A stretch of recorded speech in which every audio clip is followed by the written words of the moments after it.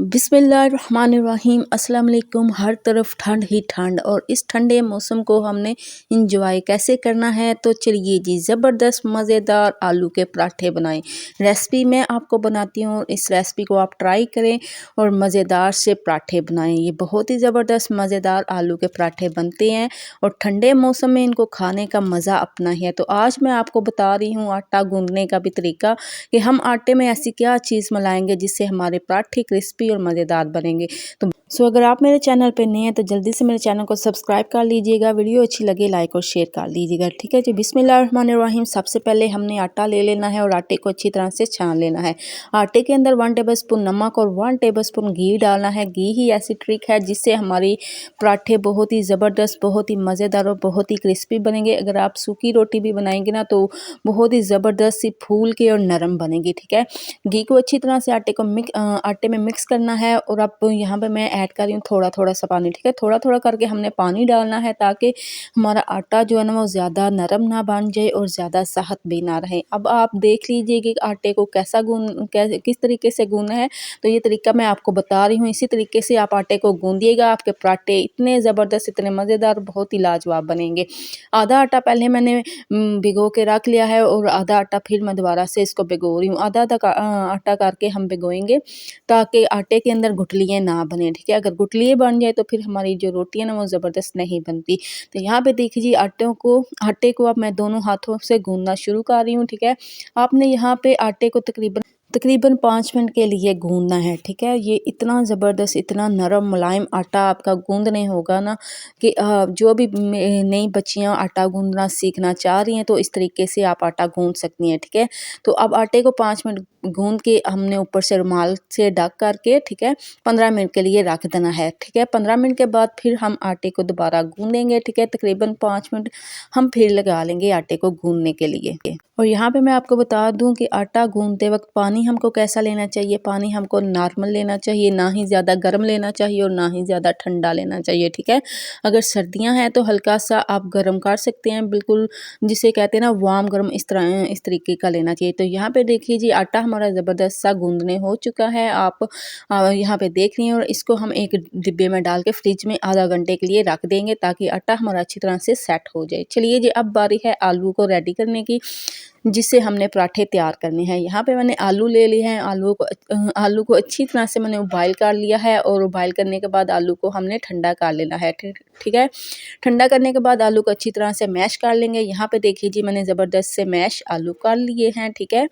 अब यहाँ पे इसके अंदर हम ऐड करेंगे 1 टेबलस्पून चॉप की हुई सब्ज़ मिर्च, ठीक है। और 1 टेबलस्पून ही इसके अंदर मैंने अनियन ऐड किया है, चॉप किया हुआ है। 1 टेबलस्पून इसके अंदर मैंने कुटी हुई लाल मिर्च ऐड की है। 1 टीस्पून ज़ीरा पाउडर और 1 टीस्पून खुश्क धनिया पाउडर ऐड करेंगे। 1 टीस्पून इसके अंदर गरम मसाला ऐड कर देंगे। एंड पे 1 टीस्पून इसके अंदर लाल मिर्च पाउडर ऐड कर देंगे और 1 टेबलस्पून इसके अंदर नमक ऐड करेंगे। नमक मिर्च आप अपने टेस्ट के मुताबिक ही ऐड करिएगा, ठीक है। अच्छी तरह से मसाले को मिक्स करेंगे और यहाँ पे देखिए जी ज़बरदस्त सा मसाला हमारा अच्छी तरह से मिक्स हो चुका है और रेडी भी हो चुका है। तो चलिए जी, यहाँ पे देखिए जी आटा भी रेडी हो चुका था और मैंने छोटे छोटे से पेड़े भी यहाँ पे तैयार कर लिए। ये मैं इस तरीके से बनाऊंगी जिस तरीके से पहले हमारी नानियाँ दादियाँ बनाती थी। इस तरीके से ही हम आलू के क्रिस्पी पराठे बनाएंगे। ये बहुत ही ज़बरदस्त तरीका है, मुझे ये वाला तरीका बहुत ही आसान लगता है। आप जिस तरीके से भी बनाना चाहते हैं बना सकते हैं, ठीक है। और इस तरीके से मुझे जो पराठों में क्रिस्पीपन आता है ना बहुत ही ज़बरदस्त आता है, ठीक है। मैं यहाँ पे देखिए जी पहले छोटी छोटी रोटी बेल लूँगी और इनको एक साइड पे रख दूँगी, ठीक है।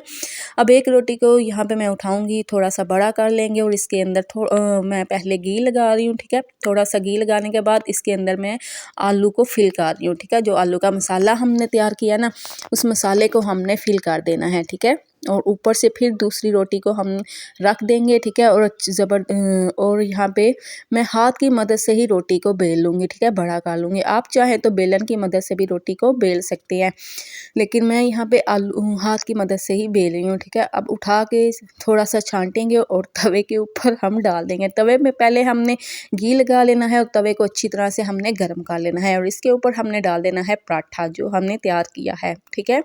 और ज़बरदस्त मज़ेदार सा पराठा बनाने के लिए आप मेरी रेसिपी ज़रूर देखिएगा, ज़रूर बनाइएगा। इस तरीके से आपको बहुत ही ज़बरदस्त, बहुत ही मज़ा आएगा ये इस तरीके से पराठे बना के। तो चलिए जी, यहाँ पे देखिए जी पराठे की साइड को मैं चेंज कर दूँगी, ठीक है, ऊपर घी लगा के 1 टेबलस्पून। आप घी भी इस अपनी मर्ज़ी के मुताबिक लगाइएगा। मैं पराठों को क्रिस्पी बनाने के लिए ना थोड़ा घी ज़्यादा लगाती हूँ ताकि पराठे हमारे ना क्रिस्पी बने और मज़ेदार बने, ठीक है।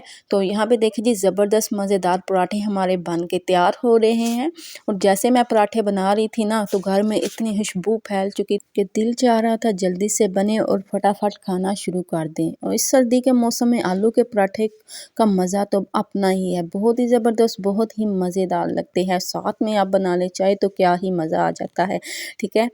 आलू के पराठे के साथ मक्खन ना हो तो मज़ा नहीं आता, ठीक है। ऊपर से मैंने लगा दिया था मक्खन और क्या ही मज़ा आ गया। और मैं यहाँ पे आपको एक नवाला तो तोड़ के दिखा रही हूँ, ठीक है।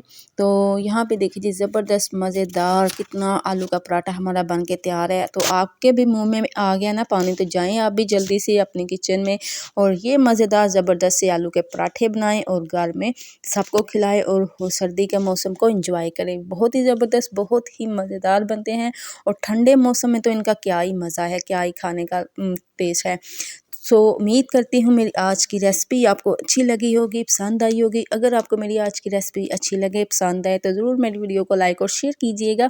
चैनल को ज़रूर सब्सक्राइब करिएगा। मिलेंगे फिर किसी नई रेसिपी के साथ, तब तक के लिए अल्लाह हाफ़िज़।